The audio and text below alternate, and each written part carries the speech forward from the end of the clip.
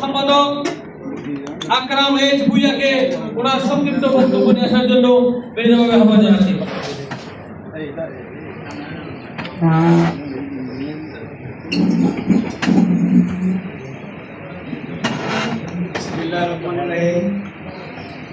ঐতিহাসিক 7ই নভেম্বর বিপ্লব সংহতি দিবস উপলক্ষে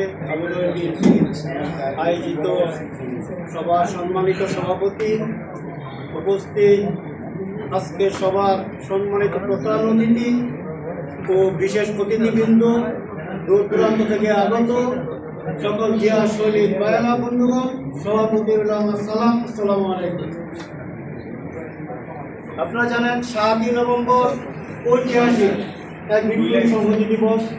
1975 সালে শহীদ প্রেসিডেন্ট জিয়াউর রহমানকে যখন বন্দী রাখা হয়, বন্দী করে আধিপত্য এক রাষ্ট্র কায়েম করার চেষ্টা করছিল, তখন সিপাহী জনতা ও সর্বস্তরের জনগণ ঝাঁপিয়ে পড়ে শহীদ প্রেসিডেন্ট জিয়াউর রহমানকে মুক্ত করেন এবং তাকে রাষ্ট্র ক্ষমতা দান করেন।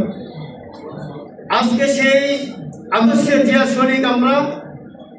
আজকে 16টি বছর স্বৈরাচার শেখ হাসিনা যে অন্যায় অত্যাচার অবিচার খুন করেছেন, আমরা প্রবাস থেকেও আমরা অনেকে নির্যাতিত হয়েছি, অনেকে মামলা দল করেছি, মামলা খেয়েছি, দেশে যাওয়ার পরে পুলিশের হয়রানির শিকার হয়েছে, অনেকেই হয়েছে।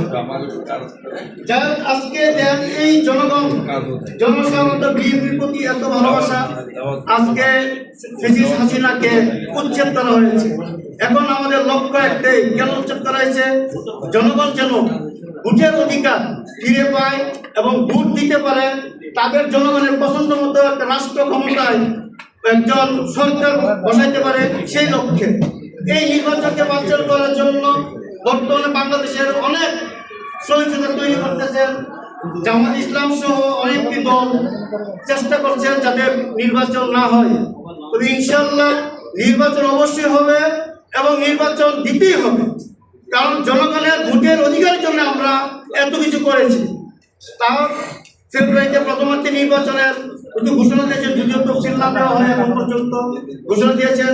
আমরা যার যার এলাকা থেকে এবং দামি শীষের প্রতীকে যাকে নমিনেশন দেওয়া হবে, আমরা যেন সবাই দল বিরোধী না হয়ে সবাই ঐক্যবদ্ধভাবে দানি শিশুকে বিজয় করার লক্ষ্যে আমরা কাজ করি, সেই প্রত্যাশা রেখে আমি বক্তব্য শেষ করছি।